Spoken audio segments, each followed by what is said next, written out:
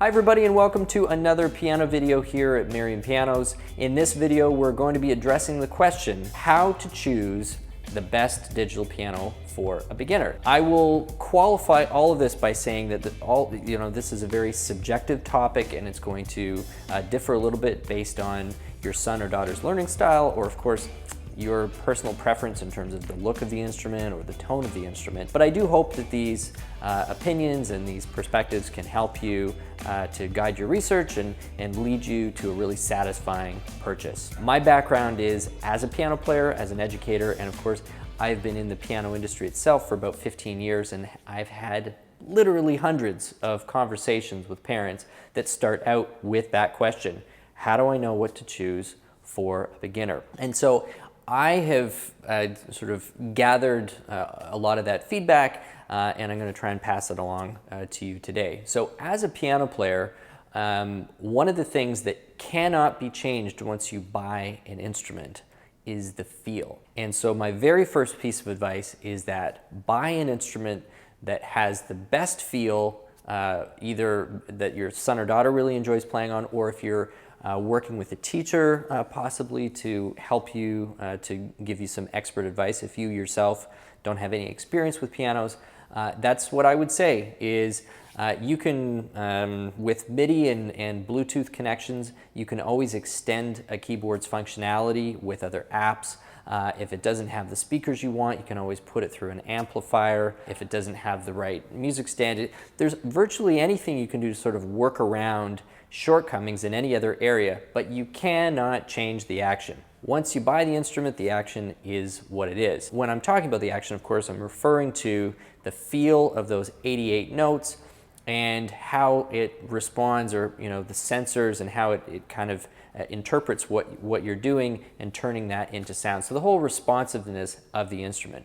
And so my advice to parents is always buy the best action that you think you can afford. And if you need to sacrifice in other areas, that would be my suggestion. So in the kind of the entry-level category for digital pianos, there's a few that really stand out to me as having exceptional actions for the budget. And so I'll mention that there's not one single instrument I'm going to try and focus on, but I will name a few that we've had really, really good success with here. One of them is the Roland FP10 or Roland FP30. The FP10 stands out to me for the exact reason that we were just mentioning. It has an exceptionally good action for its price. It has the PHA4 action from Roland, which is the same action that they put in the FP30, the FP60, the RP501, the F140. So it has the same action as instruments 3 times its price, but as a trade-off, you are getting it in a relatively small case. It doesn't have a whole lot of other features on top of that, but it does have an exceptional piano tone as well if you're going to use speakers or headphones. But the action on that FP10 is great. FP30 is basically just the FP10, but like the frills version, if the FP10 is the no frills version. So those are two potentially to check out. Keeps the budget in a reasonable range and really delivers a high quality feel. Kawai KDP 110 is another one that has just a sensational action for the price. Both the KDP 110 and the FP10 and FP30 have what's called a triple sensor, so it's really accurate, it's really sensitive feel. They're well built, they've been out in the market for several years, and we can see that they're robust and they're not coming back with all kinds of warranty claims. So those are two possibilities for you to go and check out that in my opinion have excellent feel, excellent touch, excellent build quality in the action for something in the entry-level range. The second thing that I think needs consideration is the quality of the piano tone as well.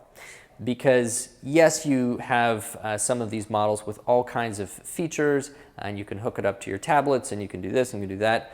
But I have found that to have an instrument where it's literally you just turn it on, you sit down, and you start to play, and it's got great sound, essentially right out of the box.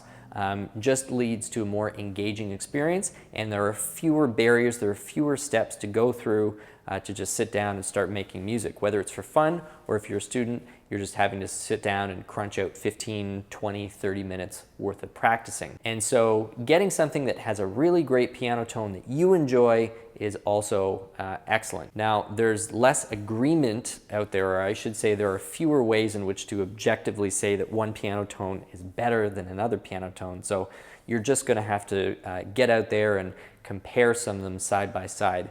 We've done some comparison videos on the channel that might be helpful in this regard. We've done some Yamaha P125 versus a Roland FP30, or no, Roland FP10. We've done some Kawai ES10 versus some Rolands and Yamaha. So we've done a lot of comparisons of the instruments in the range that we're discussing right now. Perhaps you want to check those out. They might be helpful for just comparing some piano tone. On top of those two considerations, the things to me that sort of fall lower on the priority list now become things like features. And those features are going to take the form of, I would call them almost edutainment. These are rhythm accompaniment options or built-in integrations with book systems so that you can use an Alfred's book along with it.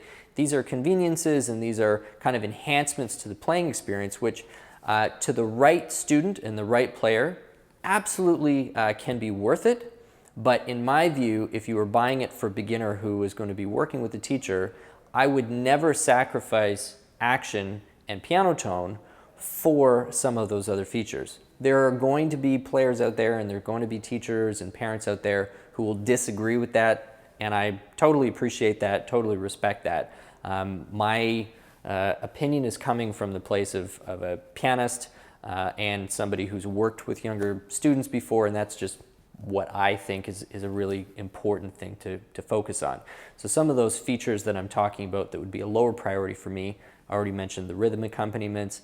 It also might be like the number of sounds, because some instruments really promote that, like, oh, it has 300 sounds or 200 sounds. Or to me, I don't care if it has 15 sounds.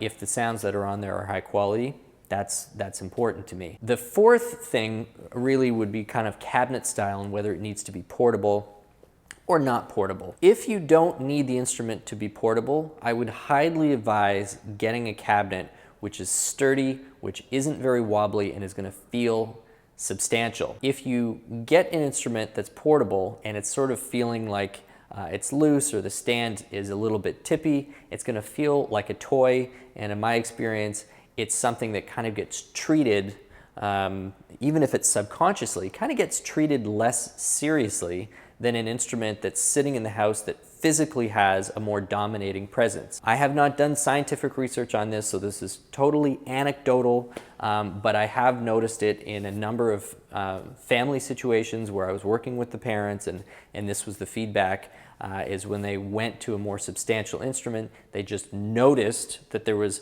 visually more interest from the student in being in front of that instrument. That was just physically a little more imposing in the room, felt like it was a larger investment, felt more important, that it was a signal from the parents. So this doesn't mean spending more money necessarily.